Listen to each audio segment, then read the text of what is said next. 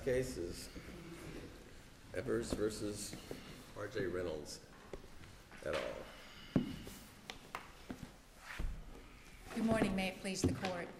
My name is Celine Humphreys and I represent the plaintiff, Cindy Evers, who is appearing as the personal representative of her deceased mother, Jacqueline Lloyd. With the court's permission, I would like to reserve 10 minutes for a rebuttal argument in light of the cross appeal. There are two issues that the plaintiff have raised. As this court knows, we are actually appealing a verdict returned in favor of the plaintiff following a jury trial. We are not asking to invalidate that jury's verdict or seek a retrial in any respect. Instead, both of our issues go to legal rulings by the trial court, which in some respect, one way or another, took away a part of that verdict. So we are bringing those issues to this court, asking this court to reverse those rulings alone and remand for the trial court to enter the judgment in conformity with the jury's verdict. Our primary argument is the directed verdict that was entered on 2 of the counts. Okay, well, let me stop you right there, because let me ask you about that. It seems like to me that both of you all can agree that at this point, based on the case law, that the jury was entitled to rely on circumstantial evidence. Yes, ma'am. For the concealment and the conspiracy claims, and that the trial court had held or had granted the directed verdict based on his conclusion that that was not permissible. Yes, ma'am. So I think we all agree that you can do that. So the argument now boils down to, well, was there evidence that any reliance was reasonable? And what the tobacco companies have said is that all the evidence was that she knew all along that smoking was dangerous. And you've responded that, well, but what about addiction? They haven't addressed that. So isn't that kind of what this boils down to, is was there, based on your addiction argument, should there have been a directed verdict? That's exactly I mean, is that where it. we I was going are? to take a lot longer to say it, but that's exactly it. And that's an argument that they didn't even address. So when they elected to assert what was really a tipsy coachman argument, remember that the trial court relied on a different factual conclusion. They said, instead of taking up that, they said, well, we've got another argument, one that was rejected by the trial court. She knew anyways. But when they decided to make that tipsy coachman argument of she knew anyways, they constrained on appeal their argument only to concealment of the health effects. And by failing to even comment or acknowledge the second aspect of the concealment, which was the addictiveness, their argument fails on its face. They simply did not make a valid tipsy coachman argument because they wholly ignored all of the evidence that reflected that, one, the cigarettes are addictive, they're highly engineered to be addictive, and that was concealed as well. And it's the combination of the addictiveness and the carcinogens, the addictiveness causing the repeated exposure to the carcinogens, that causes the illness. Because they failed to address that vital aspect of the concealment, their tipsy coachman argument is facially deficient, was my response, exactly. Okay. So I'm not sure how much to go further to go in on that. If the court, the rest of the panel has questions. If you look, first of all, at the basis of the trial court's ruling, as Judge Kelly just said, it fails because it was premised on a misapplication of the law, which was since rejected by Hallgren, that we can rely on circumstantial evidence to prove causation in these cases, just like you can in any case. So for that reason alone, applying the wrong standard, it falls. We also argued that looking at the facts of the circumstantial evidence, it showed how she responded to the concealment campaign. There was a great deal of circumstantial evidence here that would have supported and did support the jury's verdict. And the easiest... But wasn't there also evidence that she didn't read newspapers, she didn't watch TV, that, you know, chances are she was never actually exposed to any of this? Well, they did argue that, and that is proper argument for them to argue to the jury. And what we've responded is, this is a woman who clipped out clippings from the newspaper and made a little notebook of them, made a little scrapbook of them. This is a woman where there is testimony how she watched the news and she knew about the landing on the moon. So sure, we both had different views of the evidence and we argued for different inferences. But when you're here on a DV, right, that's the standard we're on. And there's the best evidence of circumstantial evidence, where when you look at the concealment campaign, as it shifted through the decades, she always responded as they wanted, followed in suit. So at first, when folks are smoking non-filtered cigarettes, and the first health scare comes out in the early 50s, and they go, aha, we'll do filters. And we'll tell people, we don't think there's anything in these cigarettes. We don't know that they cause lung cancer, but if they do, there's the snowy white filter. She fell right in step and switched to filters. Later again in the 80s and 90s, same with light cigarettes and low tar cigarettes. There's some slight difference in those that aren't important to us, but the shift was, oh, you guys are nervous again?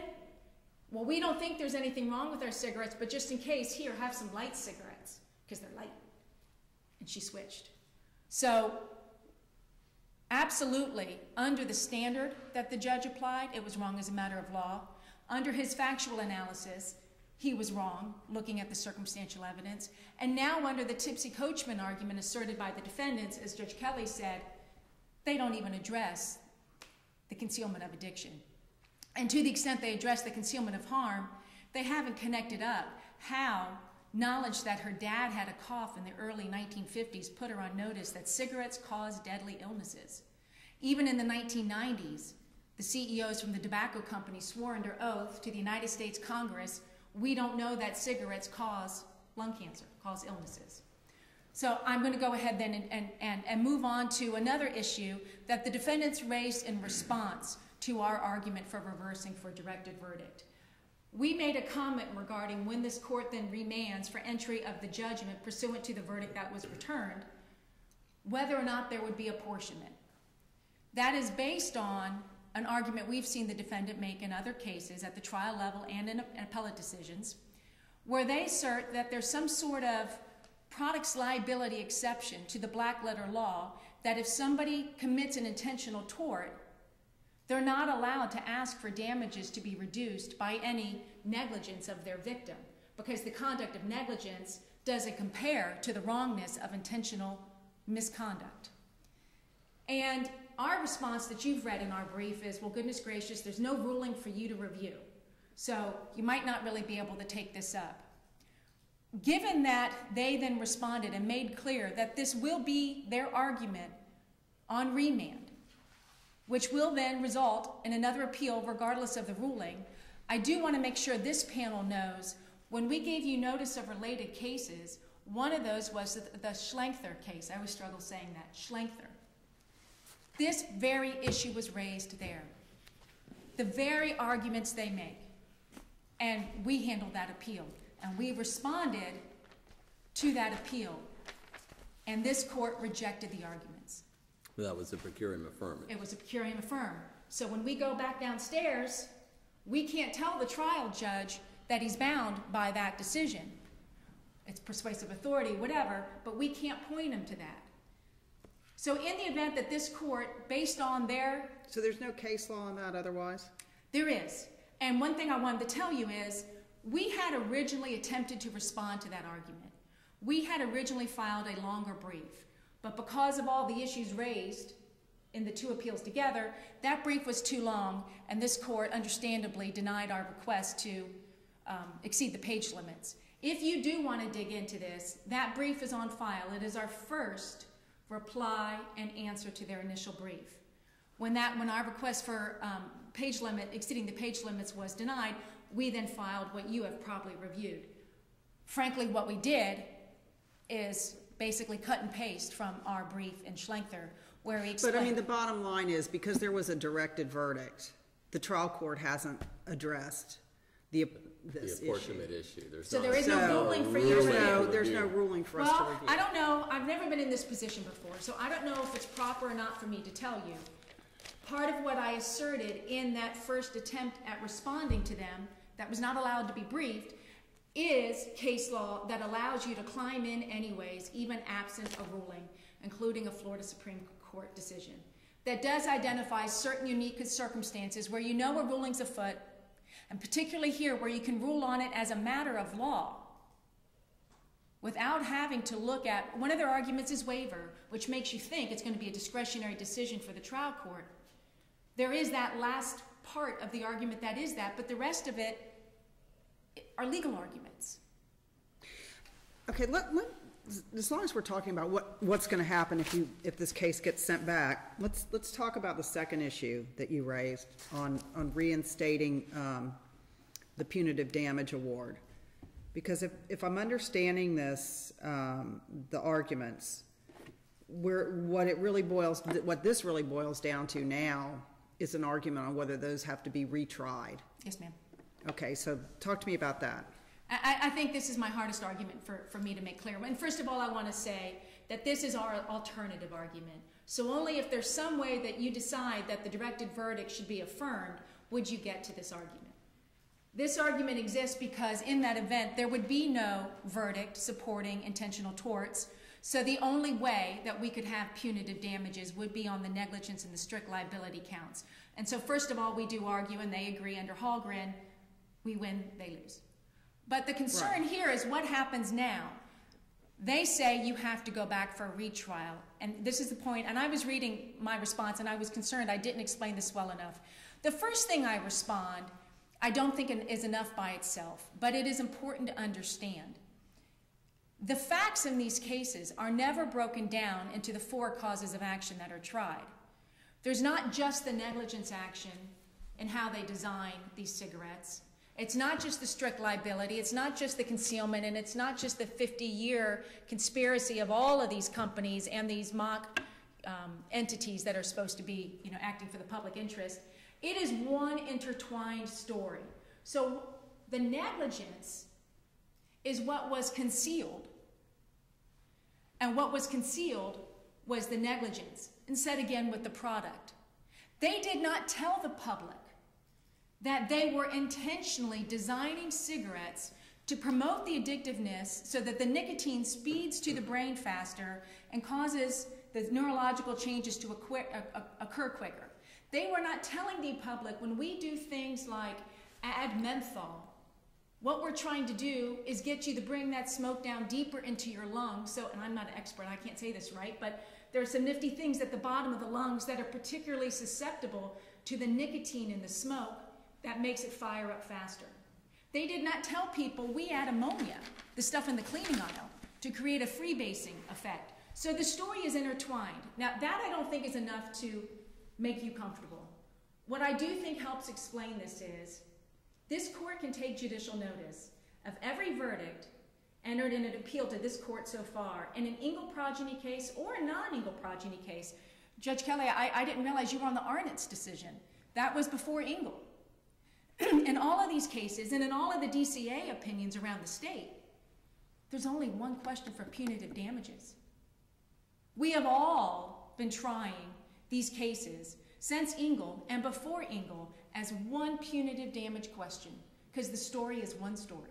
It's not 2, it's not 4, it's 1. But importantly, what I think is particularly troublesome here, and I'll be honest, I found myself doing a lot of this kind of litigation. And when I was and part of what I do is I help out at trial with all of the various legal issues. And one of the things I was concerned, having dealt with this litigation, is I anticipated this argument, even though it goes against how all of us have been litigating. And I pleaded with the court, please, let us just get that finding.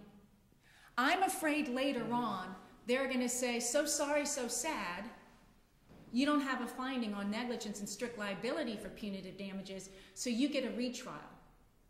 I told the court that he could still follow SOFR, and after the verdict, if this was a case where we did not win on the intentional torts, take away our punitive damages, if we were to get them. But in the event, which we thought, and we still think, that the plaintiffs prevail on SOFR for the reasons explained by the decision on which both of you were panel members, Hallgren, then that verdict, that result would be obtained. It would be there.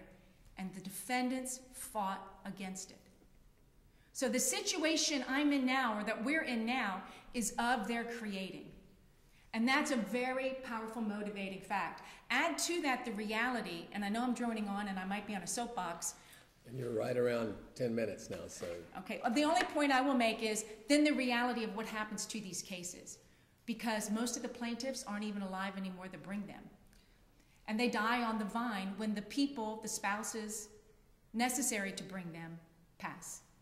And I just want to make sure I understand that if we agreed with you on issue 1, we don't even get to issue 2, correct? Yes, ma'am. And the issue 3, which they raised, there's no trial court ruling. There is no trial court ruling. Okay. Thank you very much. Okay, thank you.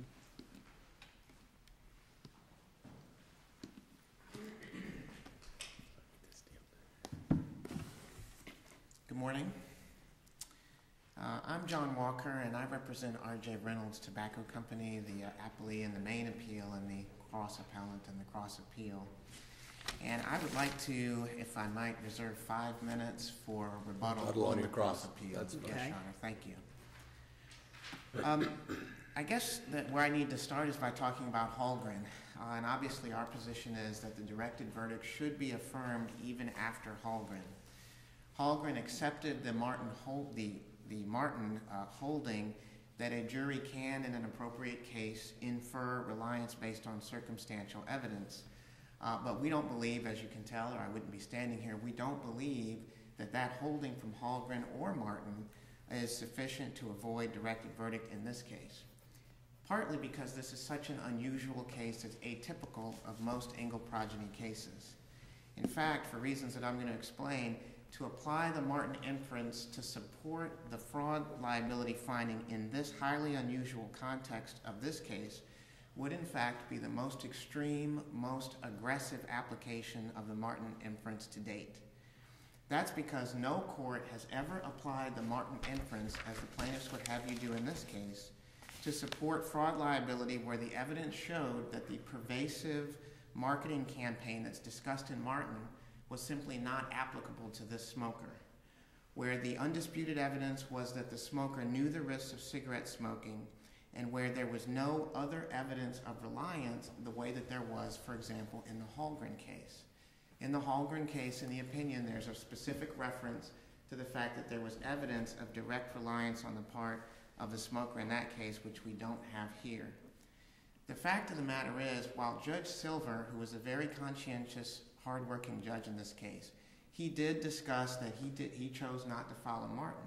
But if you really read his opinion, he's not drawing a distinction between direct evidence and circumstantial evidence the way the plaintiffs want you to believe. He doesn't even mention those terms in his opinion.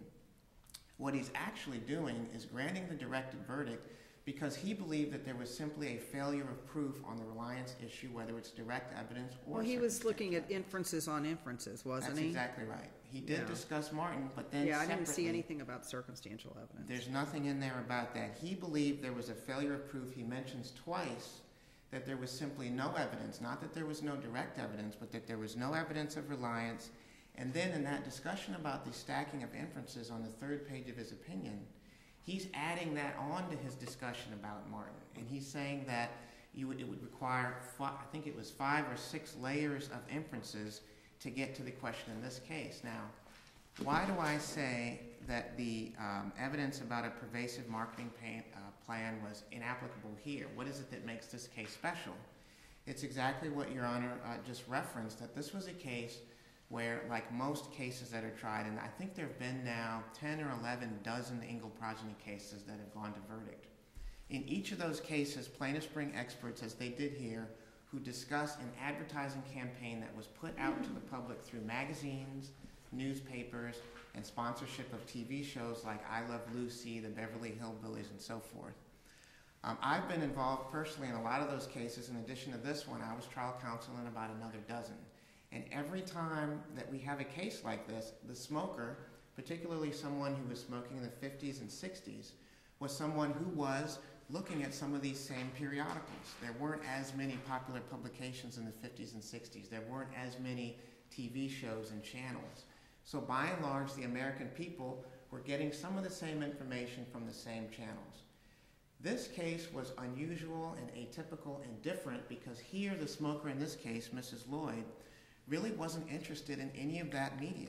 She was interested in horses and outdoor activities, and the consistent evidence in the case was that the types of TV shows and magazines and newspapers that their expert talked about that created this pervasive marketing campaign that they want to tie into did not apply to her because she wasn't looking at that. What she read was livestock magazines that were never discussed in the case.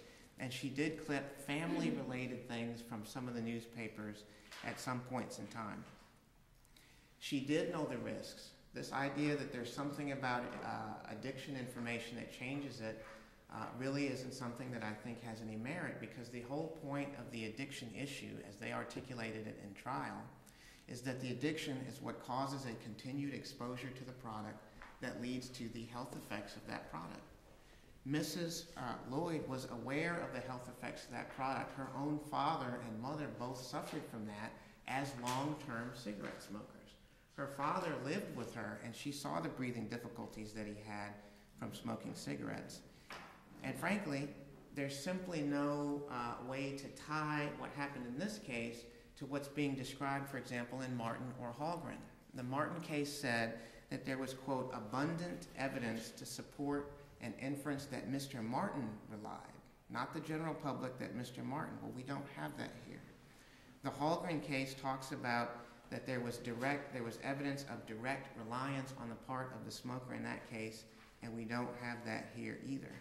So what you're confronted with is something, in this case, relating to the Martin inference that, frankly, you may never see again. I haven't seen it since this case, where you have a smoker who just doesn't fit the typical generic marketing evidence that plaintiffs put on in every case, because she was an unusual smoker and she had an unusual history. And it's true that this trial judge's ruling granting us the directed verdict is unusual, but it's because it was an unusual fact pattern that doesn't support the way they want to use the Martin inference here. If they can use the Martin inference in this case, you would essentially be deciding that the cases that talk about the availability of that inference mean that it always applies in every case, regardless of the context, as long as the smoker was a smoker during the time period that the companies were advertising. Martin doesn't say that. It doesn't support that. This court certainly did not say or support that in Hallgren, and we don't believe that that should be the holding that this court adopts. Now, I want to make sure I direct the court's attention to the Marlowe case that we cited. It's 227 Southern 2nd 58. And it's particularly important because it addresses the inferences issue in the context of, even if you were to assume that there was circumstantial evidence here, how do you deal with that in connection with the direct evidence of awareness and the direct evidence that this pervasive marketing campaign was not applicable to Mrs. Lloyd?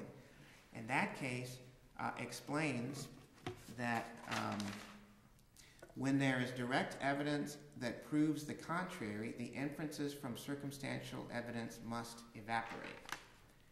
And that's the kind of case that supports the decision that Judge Silver made in this case when he talked about the stacking of the inferences.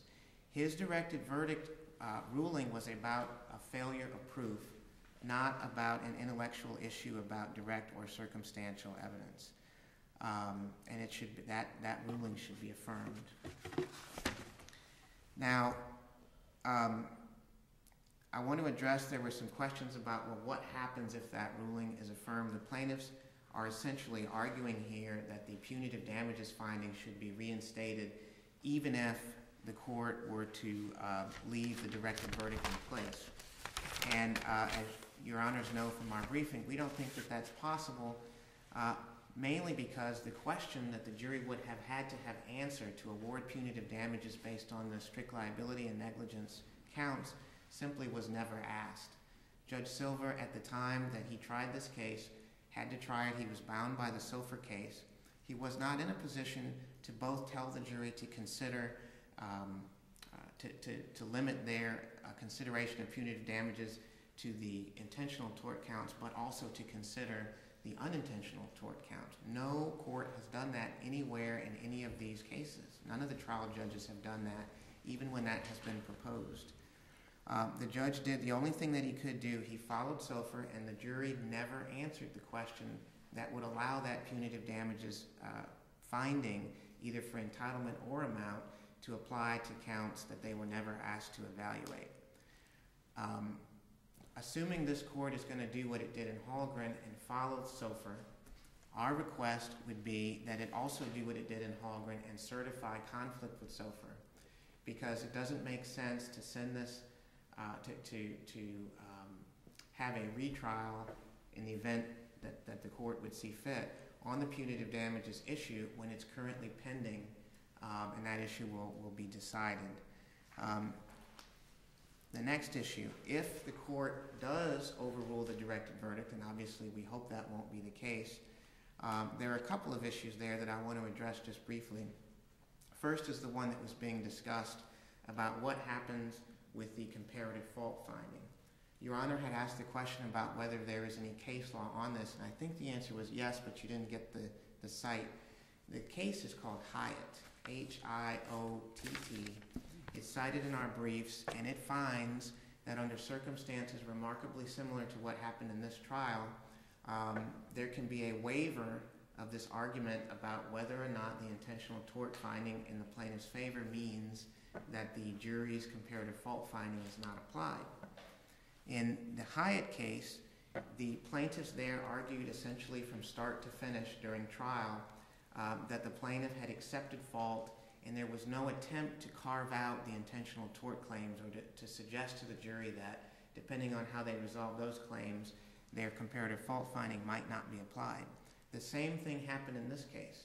For the reasons that we cited in our papers, and presumably to secure advantage, at least that's what the Hyatt court thought was the reason, the plaintiffs in this case, from start to finish, told the jury that there was an acceptance of responsibility on the part of Mrs. Lloyd, and in this case they actually went a step further than that, because they affirmatively asked the jury to compare, in looking at comparative fault, to compare innocent, as they described it, negligent conduct on the part of Mrs. Lloyd with intentional conduct on the part of the defendants. So our position is, A, you can't tell the jury you're accepting responsibility, lead them to believe that there will be, that their finding on comparative responsibility will be applied regardless of their determination of the other claims, and then argue afterwards that it shouldn't be. But B, you certainly can't ask the jury, beg them to compare intentional and unintentional conduct, and then after the fact argue to the court that those types of conduct cannot be compared. So we believe that in all events, the jury's finding of on the comparative fault should be respected, it should be honored.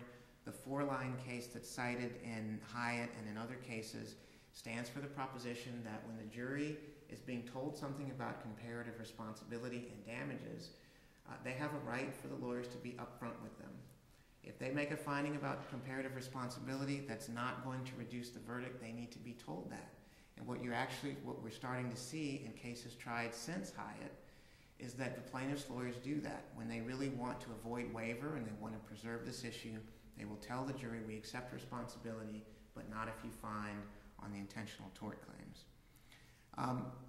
One last thing on the fraud and reliance. Even if this court were to overrule the directed verdict, we have raised in our cross appeal some issues that we think are very weighty that would require a new trial on those claims, even if they were to survive directed verdict. And the first one is the issue of repose.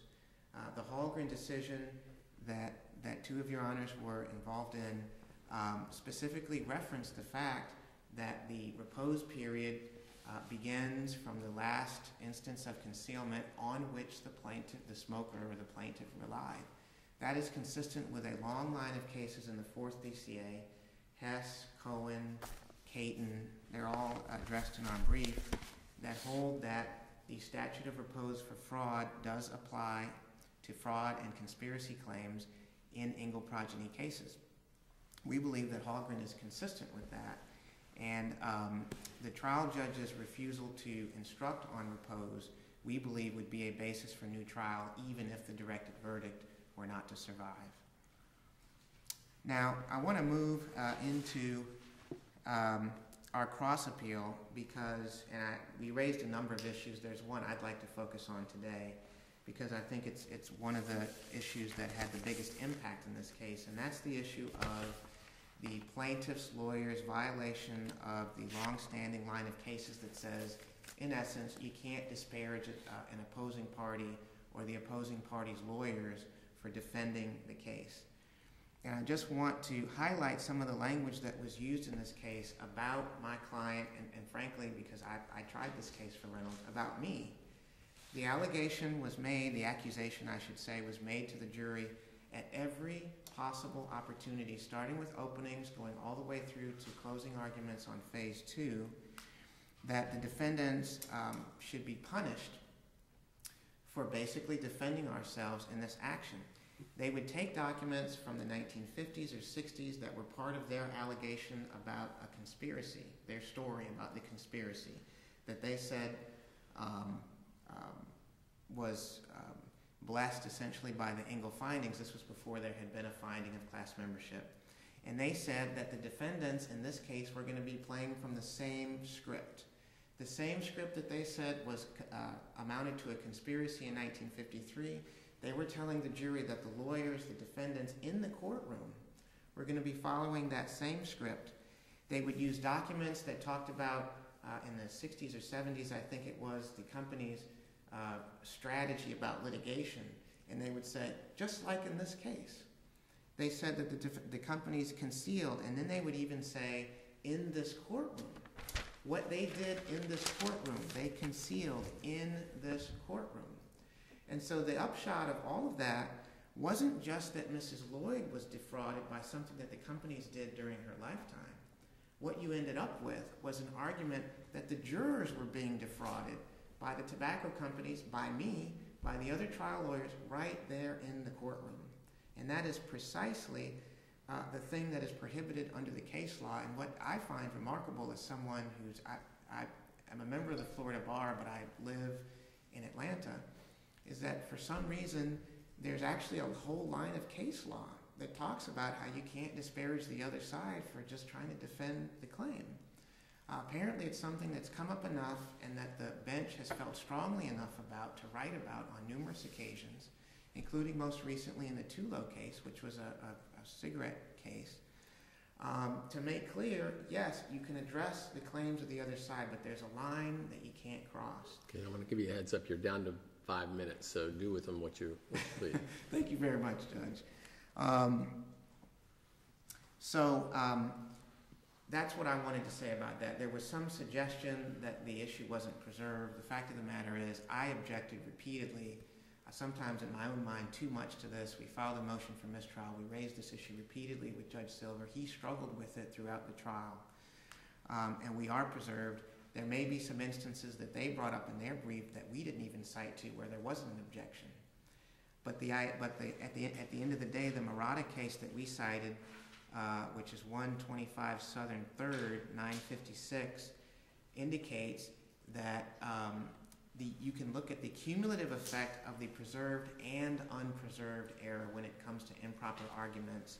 And we also cited the Intramed case, 93 Southern 3rd, 503, which requires them to explain and to demonstrate that when improper arguments are made, that those improper arguments did not influence the jury and did not contribute to the $12.3 million verdict in this case. And we don't believe that they can make that showing, and frankly, they haven't tried. I'll reserve the balance of my time. Thank you. Thank you.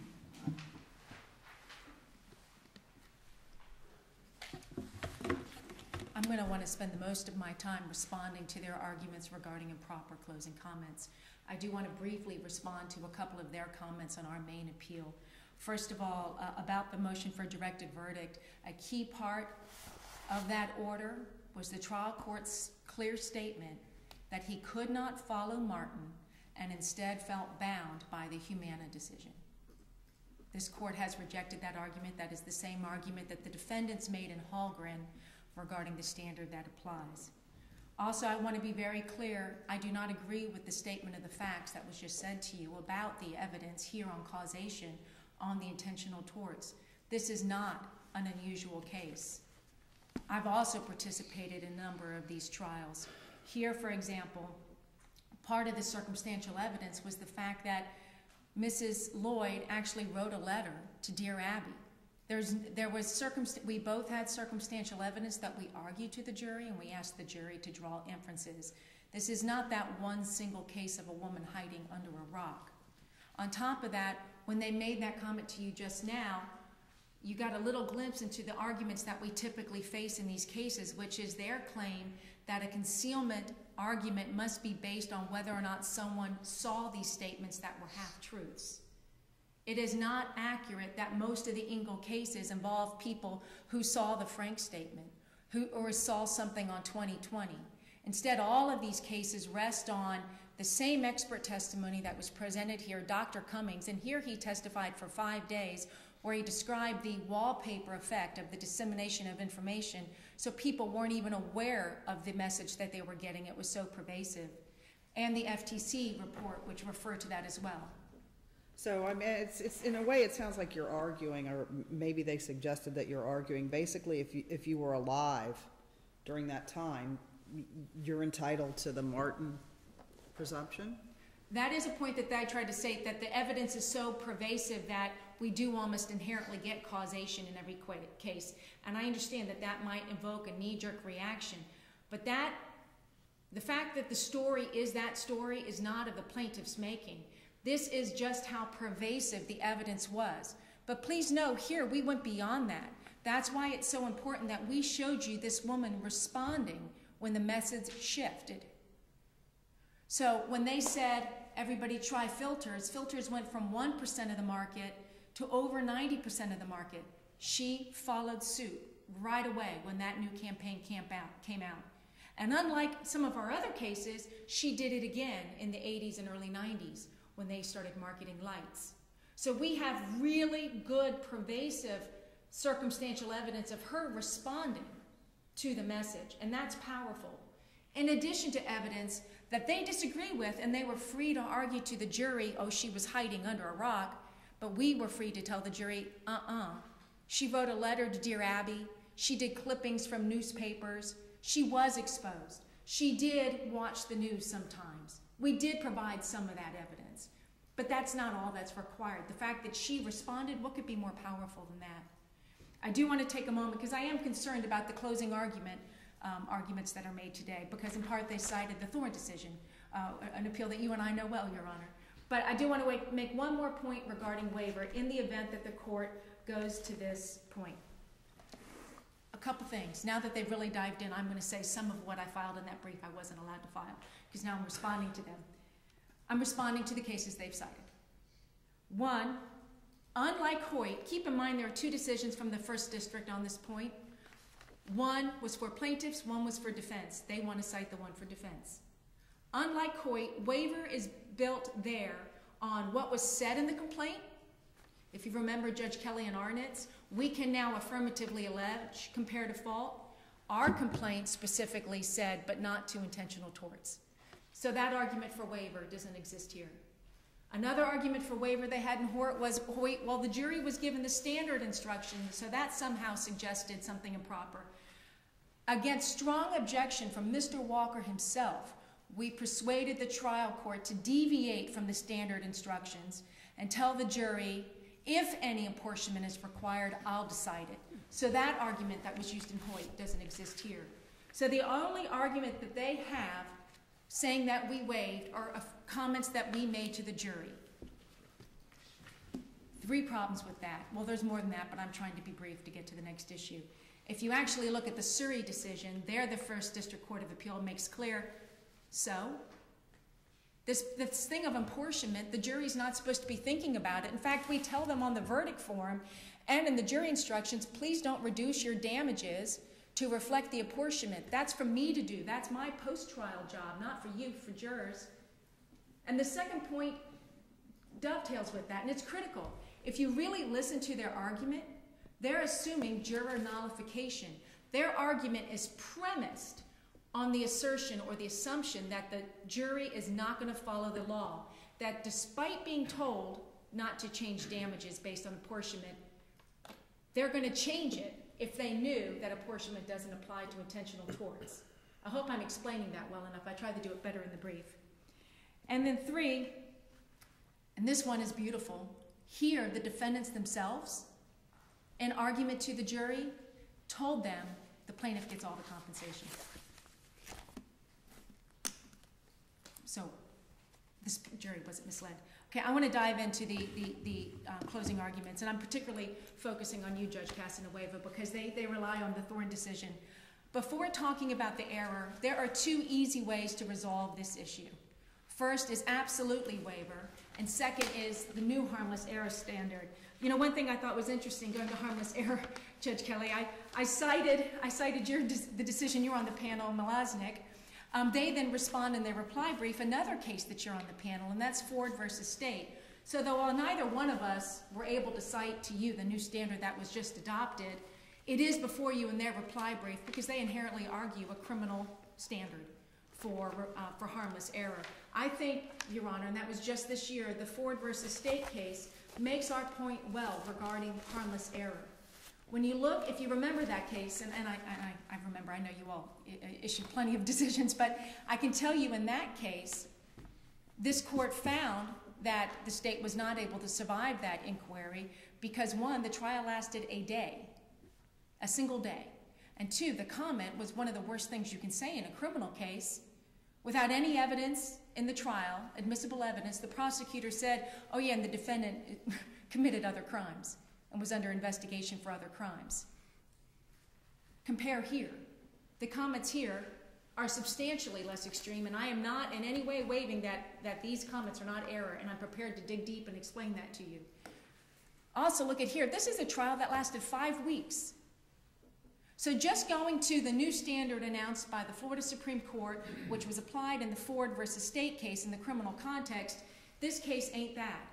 But what is really helpful is the fact that 3 other Engle decisions have already rejected these very same arguments. The defendants are asserting that there was something unusual here and that this case was a plaintiff's lawyer gone crazy again, making comments they shouldn't be making. The only one comment that they have that comes close to supporting that is the challenge that they really didn't take up more in their briefing, I was surprised, but that they made at court big and loud. Your Honor, he's pointing at us. He's looking at us. When one of the plaintiff's attorney and talking to the jury about valid evidence that was going to be admitted and defenses that they were going to make, pointed over there and said, and what they did. Well, he pointed at the defendant's table. The fact that there was no defendant sitting there was not of the plaintiff's making. But to the extent that in that instance, there was a timely objection, and defense counsel said, I'm concerned he's talking about me, even though the trial court did not order him to, plaintiff's counsel volunteered to tell the jury and did tell them, I want to be clear, I'm not talking about the lawyers here, I'm talking about the defendants. Heck, he made a little joke. Heck, Mr. Walker, I don't even think he was practicing law in the 80s, which is the time period he was talking about. Otherwise, every other comment that was made here was a valid comment on the evidence. And surely does not rise to the level of telling a jury that a man who's accused of a criminal act has been accused and convicted of criminal acts before. But more to the point, if you look at 3 other Engle decisions, they all bear this out. First of all, if you look at Engle itself, the Florida Supreme Court decision in 2006, the Engle court was reviewing the 3rd District's decision, which had reversed the verdict of the class action jury, in part based on improper comments. Of note, first of all, is those comments were comparing the tobacco companies to the Holocaust and to slavery. Much, much worse than what they're claiming here, even if this was error. Secondly, the Florida Supreme Court explained that when you're looking at the question of harmful error, you have to look at the context. And on page 1272 said, significantly, the manner in which the district court, the 3rd District, has set forth and presented the offending argument, stringing the arguments together, or stringing the comments together, would certainly cause a reader to assume that the comments are prejudicial. Please note, that's how this has been argued in the briefing to you, that same stringing them together. However, this is not the proper analysis for review under the totality of the circumstances. Context is crucial. To determine whether the challenged statements and arguments were in fact prejudicial, the statements cannot be evaluated in isolation, but must be placed and evaluated in context. Okay, Ms. Humphreys, you need to wrap up. Okay. Tulo, it wasn't even a 2-week trial, and the comments there compared the defendants to heroin drug dealers. and Tulo found no harmful error. And then waiver, when you look at each of the comments by the defendants, I responded waiver. Okay, now you really need to wrap up. Only two were arguably waived. Thank you very much. Thank you, Ms. Humphries. Mr. Walker?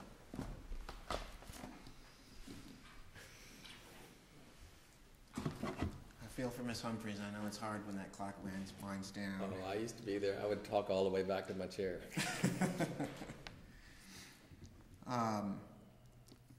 Well, I'm really just responding now on the cross-appeal issue. One of the last things that she said was that context is crucial. The context of these statements were that they were made during a point in the case when they were most effective, when plaintiff's counsel was asking for us to be punished. And I just want to read two to give you a flavor for the context. The first is transcript, volume 163, page 7745. This is plaintiff's counsel. Punitive damages are meant to punish and deter, to tell them that their conduct was wrong and to keep them from doing it again. And it's obvious by what they did in this courtroom for the last month that they don't get it. And this one is from transcript volume 164, page 7986. Plaintiff's counsel speaking. You found there was concealment on the part of R.J. Reynolds of known health risks. This is in phase 2. And folks, they're still concealing it. They're attempting to conceal in the courtroom. They're being R.J. Reynolds. These are exactly the types of comments that are prohibited under the case law. They were not held to be okay in the Tulo case or any other case. The difference between here and in Tulo is that in Tulo, the court found that there weren't objections made while this happened. I was on my feet a lot in this trial, and every time this issue came up, I stood up and objected, even though there was a risk that some of those objections would be overruled and the jury would perceive that I was trying to hide something. But I did object, and the comments were beyond the pale, and they made a difference. When you tell the jury that the defendant that they're evaluating for punishment and his paid representative is doing the same thing that we have an Engel finding that says they were doing, but now they're doing it in the courtroom to you, that is an incredibly powerful thing to say, particularly at the end of a lengthy trial. Because that means you're telling the jury that if there's a close question, if there's something that you're having trouble figuring out, just remember these are the same people sitting over there who have been trying to pull the wool over the American public for years, and they're doing it to you now, and they have to be punished for it. That's what happened here.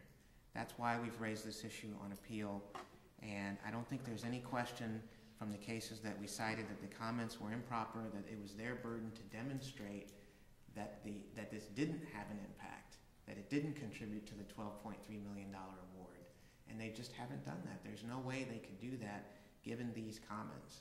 If I were to write an example for some kind of a legal article about what are the types of comments you can't make based on this line of cases, I would write some of the same things that the plaintiffs, that the trial lawyers said in this case.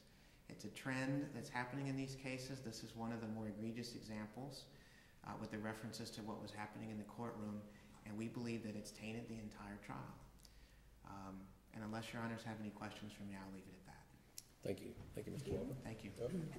Have a question? Okay, we're good. Thank you. Thank you both very much. Very well argued case.